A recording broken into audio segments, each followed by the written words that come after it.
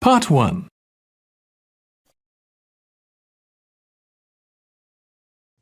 You will hear a woman asking a sales assistant about insurance policies.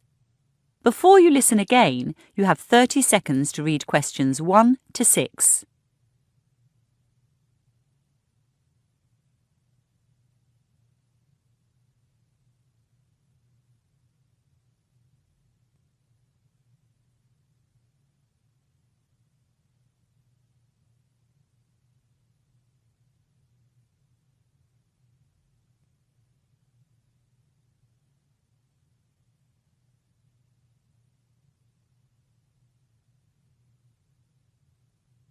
Good morning.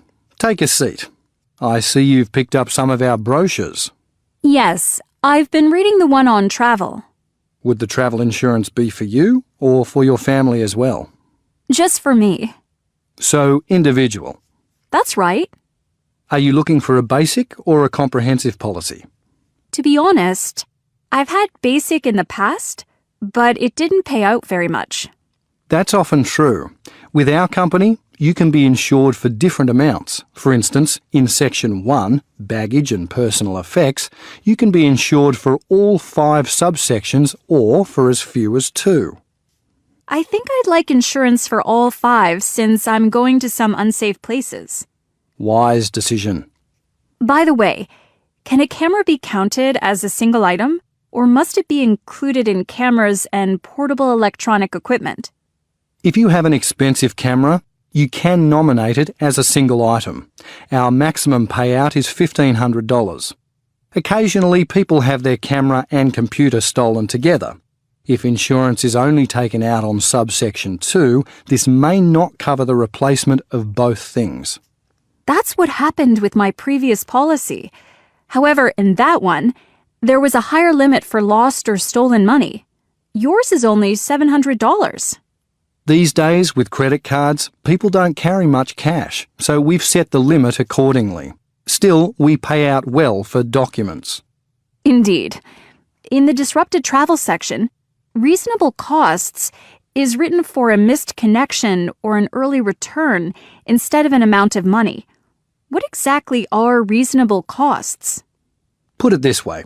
If you miss your flight due to poor weather that is verifiable, we pay $300 per day of lost time.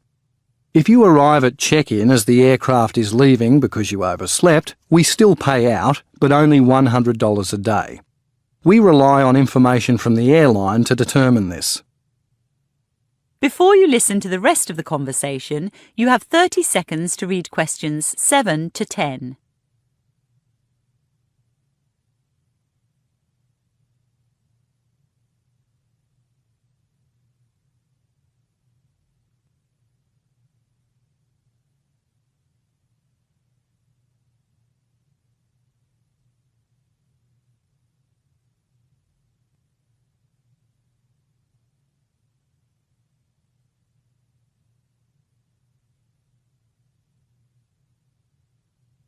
Are you also interested in vehicle insurance?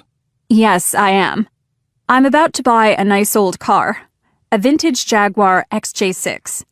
Hey, I used to have one of those, although nowadays I prefer old motorbikes. Did you know you can insure a vehicle on its own, or you can include it in our multi-saver policy, along with your house and contents? Yes, I saw that. It's true I'm buying an expensive car, but I rent my house, so I'm not ready for multi-saver. I understand. Have you decided which level of cover you'd like for your car? Top cover. Are you sure? It is pricey. I know, but last time I had insurance, I wasn't covered for storm damage. Don't tell me that was just before the November hailstorm. Uh-huh. So, I need storm damage insurance. Also, I'd like my policy to start as soon as I've paid for it. With my old one, there was a stand-down period of 2 weeks.